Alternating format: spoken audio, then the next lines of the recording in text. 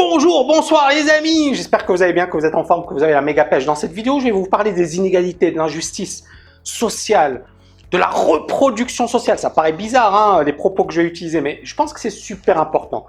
Alors, c'est une question que m'a posée Straton. Tammy, est-ce qu'il serait possible que tu fasses une vidéo sur l'inégalité des chances, sur la reproduction sociale en France, et que à cause de cela, on a pas mal de talents gâchés qui pourraient exploser en termes d'intelligence financière? Elle est super cette question parce que justement, ça revient sur une thématique récurrente. Si je ne réussis pas, c'est parce que je suis pas bien né. Et je vais être honnête avec vous. Oui, le fait de ne pas être bien né, ça va favoriser votre échec ou ça va vous empêcher de réussir. C'est clair, c'est évident, ça a été prouvé. C'est pas la peine effectivement de sortir de Polytechnique pour savoir que c'est un fait. Mais, parce qu'il y a un grand mais. Moi, je vais revenir rapidement sur pas mal de choses parce que je pense que cette vidéo, elle est géniale. Et cette question, elle est géniale surtout. J'espère que la vidéo sera géniale également. Donc, premier point, c'est quoi la reproduction sociale? C'est, par exemple, le fait d'être né dans une famille d'un télo ou de gens qui sont aisés financièrement. Et ça nous permet finalement de capitaliser sur ce capital culturel. C'est-à-dire que nos parents vont nous transmettre une éducation, des connaissances, une culture et des codes qui vont nous permettre de rentrer plus facilement dans certains secteurs, dans certains domaines. Et donc de réussir beaucoup plus facilement que quelqu'un qui vient d'une banlieue pourrave. Le gars, il galère, ses parents, ils galéraient, ils étaient ouvriers, ou ils étaient au chômage, ou ils étaient au RSA. Et pour lui, ça va être beaucoup plus dur de réussir parce que justement, il n'a pas le même capital, la même confiance en lui, les mêmes connaissances, la même manière de parler, de s'exprimer, d'écrire, etc. D'accord? Donc, selon votre milieu d'origine, selon votre classe sociale d'origine, c'est clair que votre réussite sera différente. Donc à partir de là, le problème de beaucoup de personnes, et je le sais parce que j'avais au tout début quand j'ai reçu mon agrégation, j'avais fait un stage dans un lycée hyper, comment dirais-je, difficile.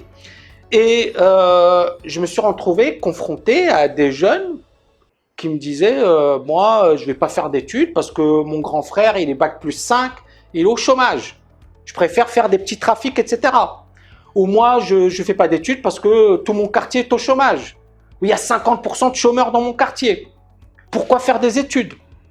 Et donc, il y a beaucoup de personnes qui n'y croyaient même pas. C'est-à-dire que dès le départ, elles se disaient, je ne peux pas réussir, je n'ai pas envie de réussir parce que je n'ai pas de possibilité, parce que c'est impossible. Parce qu'il y en a qui ont tenté et qui m'ont prouvé que ça ne marchait pas. D'accord? Comment réussir si vous avez de mauvais exemples ou des personnes qui, entre guillemets, ont réussi selon les critères de l'éducation nationale et autres, et n'ont pas un job? Comment et pourquoi se motiver? Donc j'ai eu beaucoup ce type de remarques. Et moi, ma réponse était de dire, vous n'imaginez pas la chance que vous avez. Vous pouvez vous plaindre, vous pouvez dire que c'est la galère, etc. Mais il y a 10 000 fois pire que vous. On le voit avec le cas des migrants, des gens qui traversent la Méditerranée, qui risquent leur vie pour avoir une meilleure vie ou pour espérer avoir une meilleure vie, alors que quand ils vont arriver en France, en Espagne, en Italie, ils vont se retrouver à faire des boulots pourris, au noir, ils vont galérer, ils vont souffrir, ils seront cachés, ils seront comme des bêtes traquées parce qu'effectivement ils auront peur, ils vivront avec la trouille au ventre tous les jours. C'est pas une vie, d'accord? Mais c'est mieux pour eux que finalement l'endroit d'où ils venaient, c'est-à-dire pour eux c'est moins pire. Et le truc, il est là, encore une fois, c'est de se dire, finalement, au lieu de regarder des mauvais exemples et au lieu de se dire, j'ai pas de chance, il faut regarder le côté positif. Si tu es en France ou tu es dans un pays, entre guillemets, développé, à économie de marché, tu as une chance énorme. Même si tu te plains, tu n'imagines pas la chance que tu as. À partir de là, l'idée, c'est quoi? C'est soit de se dire, le système est injuste, etc. Oui, il est injuste et je vais revenir dessus. Ou alors tu te bouges et tu te dis, ok, il y en a qui ont fait bac+5 qui n'ont pas réussi, mais pourquoi ils n'ont pas réussi? S'ils ont fait des études de psycho, de philo, qui ne mènent à rien, c'est-à-dire des études qui ne leur permettent pas de réussir et d'intégrer un job, bah, c'est normal qu'ils échouent. Mais s'ils ont fait des études qui ont un débouché, bah, ils vont réussir. Moi, j'ai des gens dans ma famille qui ont fait des études de médecine, qui ont grandi en banlieue et qui aujourd'hui cartonnent et ont bien réussi. Donc, en fait, il n'y a aucun lien entre finalement le milieu social d'origine, les études et la réussite. C'est-à-dire qu'à un certain moment, c'est à vous de créer votre avenir. Et j'en reviens à la reproduction sociale, au milieu social, etc. Moi, je le sais. Moi, j'ai étudié à Assas, j'ai fait un magistère banque finance et je voyais mes camarades, voilà, c'était le 1%, le 0,5% de la France. C'est-à-dire des gens que beaucoup de personnes parmi vous n'ont jamais rencontrés. Et moi, j'étais là, je me disais, mais qu'est-ce que je fais avec ces gens-là? Je vis pas sur la même planète. C'est-à-dire, le gars, par exemple, il y en a un, et j'en avais déjà parlé, il voulait un stage. Eh ben, il a parlé durant l'entretien de stage du golf. Parce qu'il jouait au golf et parce que son père, il avait plusieurs golfs. Et il a parlé de ça. Comment vous voulez combattre avec des gens qui sont déjà très friqués, qui ont un capital culturel de malade et un capital social également, parce qu'ils connaissent beaucoup de gens, beaucoup de monde, ils ont plein de pistons. Comment vous pouvez lutter? Bah, la réponse est que vous pouvez lutter. La preuve, regardez. Qui parmi mes camarades a écrit un truc qui est best-seller depuis 10 ans? Il n'y en a pas des masses. Et pourtant, il y en a qui sont super bons. Mais il y en a pas. Alors, il y en a qui vont me détester, mais c'est la vérité. Donc, ce que je veux dire, c'est que à un certain moment, utilisez vos armes. Quels sont vos points forts? Comment vous pouvez vous différencier? Comment vous pouvez faire mieux que les autres? Comment vous pouvez apporter de la valeur par rapport aux autres? C'est-à-dire que si vous restez bloqué sur votre milieu d'origine, sur finalement, ce problème de la reproduction sociale, bah oui, statistiquement, tu n'as aucune chance de réussir si tes parents sont ouvriers, si tu es dans la galère, si tu es dans une banlieue pourrie. Tu n'as, entre guillemets, sans être, comment dirais-je, péjoratif, mais je vais vous raconter une anecdote parce qu'elle est très marrante. Moi, ma première année à Paris, j'ai beaucoup galéré pour trouver un logement parce qu'il faut une caution parentale, il faut payer je sais pas combien, il faut ceci et cela. Et moi, j'avais pas tout ça. Et donc, à un certain moment, j'étais quasiment SDF, j'étais quasiment à la rue. Il y a quelqu'un, un ami d'un ami, qui me dit « Tiens, je connais quelqu'un qui est à Chanteloup-les-Vignes. » Je connaissais pas Chanteloup-les-Vignes. Et il me dit « Ouais, c'est sympa, le gars, il peut partager, il a un truc, il peut partager une chambre et ce sera pas super cher, etc. » Je me dis « Génial, super. » D'accord. Je vais dans cet endroit que je connaissais pas. J'arrive, je vois des jeunes fumer du shit, assis. C'est premier souvenir. Déjà, ça m'a marqué. Donc ça, c'était le premier truc. Ensuite, bon, mon colocataire, il était hyper bizarre. Ça, c'est une autre histoire. Mais quand le matin, j'allais au quartier latin pour faire pour aller à l'université, je voyais des gamins jouer au foot dans la rue. Attendez, on était en semaine, on avait des gamins de 9 ans, 8 ans et ils jouaient au foot dans la rue. Et je me disais, mais qu'est-ce qui se passe? Qu'est-ce qu'ils font ces gamins dans la rue? Et ensuite, je prenais le train. Ça mettait un truc genre 45 minutes ou 1 heure. Bref, c'était un voyage. J'arrive à Paris, quartier latin. Et là, je voyais un autre monde. Un autre environnement. Je voyais quelque chose de totalement différent. Et c'est là où j'ai compris un terme qu'avait utilisé l'ancien président Jacques Chirac, la fracture sociale. J'ai compris le terme, la fracture sociale, parce que je l'ai vu de mes propres yeux. J'ai vu 2 mondes différents. Je me suis dit, waouh, il y a un monde, il y a un autre monde. Et ça n'a rien à voir. Ça n'a rien à voir. C'est clair que quelqu'un qui a grandi dans le quartier latin, il a beaucoup plus de chances de réussir que quelqu'un qui a grandi à Chanteloup-les-Vignes. Maintenant, il y en a, je ne sais pas, moi, par exemple, Jamel Debbouze, il était à Trappes. À Trappes, il y a eu pas mal, il y a Omar Sy, il y a Anelka, alors que c'était quand même une banlieue pas géniale. Et ils ont réussi.